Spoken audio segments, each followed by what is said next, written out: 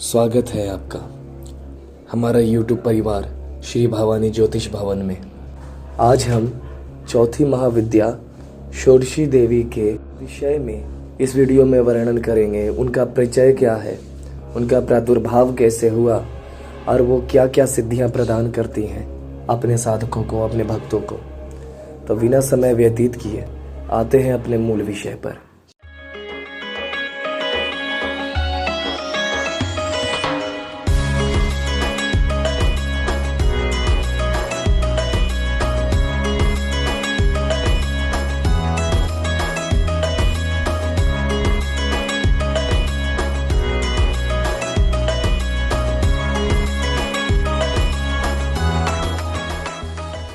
षोडशी माहेश्वरी शक्ति की सबसे मनोहर श्री विग्रह वाली सिद्ध देवी है।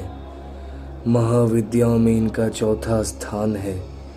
16 अक्षरों के मंत्र वाली इन देवी की अंग कांति उदीयमान सूर्यमंडल की आभा की भांति है। इनकी 4 भुजाएं एवं 3 नेत्र हैं। ये शांत मुद्रा में लेटे हुए सदा शिवर स्थित कमल के आसन पर आसीन हैं।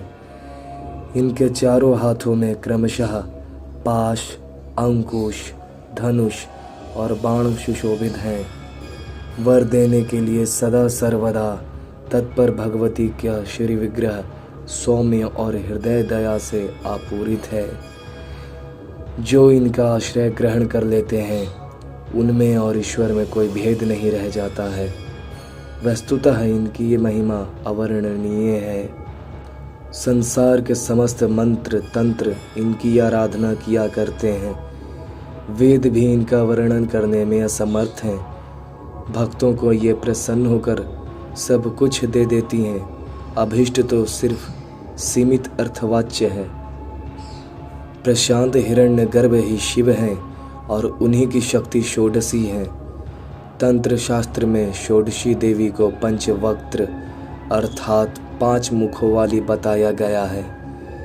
चारों दिशाओं में 4 और 1 ऊपर की ओर मुख होने से इन्हें पंचवक्त्रा कहा जाता है। देवी के 5 मुख तत्पुरुष, सद्योजात, वामदेव, अघोर और ईशान शिव के 5 रूपों के प्रतीक हैं।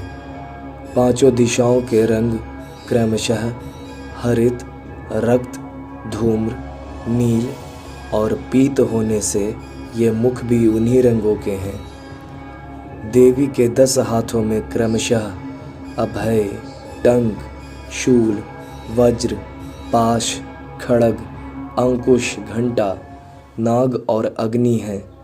इनमें षोडश कलाएं पूर्ण रूप से विकसित हैं, अतएव ये षोडशी कहलाती हैं। माँ षोडशी को श्री विद्या भी कहा जाता है। इनके ललिता, राजराजेश्वरी, महात्रिपुर सुंदरी, बाला पंचदशी आदि ऐसे अनेक नाम हैं। इन्हें आद्या शक्ति माना जाता है। अन्य विद्याएं भोग या मोक्ष में से एक ही देती हैं। ये अपने उपासक को भुक्ति और मुक्ति यानी मोक्ष और भजन भाव, भोग ये सारी वस्तुएं प्रदान करती हैं। इनके स्थूल, सूक्ष्म, पर तथा तुरीय 4 रूप हैं। एक बार पारंबा पार्वती जी ने भगवान शिव जी से पूछा, भगवान आपके द्वारा प्रकाशित तंत्र शास्त्र की साधना से जीव आदि व्याधि, शोक, संताप, दीनता, हीनता तो दूर हो जाएंगे, किंतु गर्भवास और मरण के असहनीय दुख की निवृत्ति इससे कदापि नहीं होगी। कृपा करके इस दुख से निवृत्ति और मोक्ष पद की प्राप्ति का कोई उपाय बताइए। परम कल्याणमयी पारंबा के अनुरोध पर भगवान शंकर ने षोडशी श्री विद्या साधना प्रणाली को प्रकट किया। भगवान शंकराचार्य ने भी श्री विद्या रूप में इन्हीं षोडशी देवी की उपासना की थी। इसीलिए आज भी सभी शंकर पीठों में भगवती षोडशी, राजराजेश्वरी, त्रिपुर सुंदरी श्री यंत्र के रूप में आराधना चली आ रही है।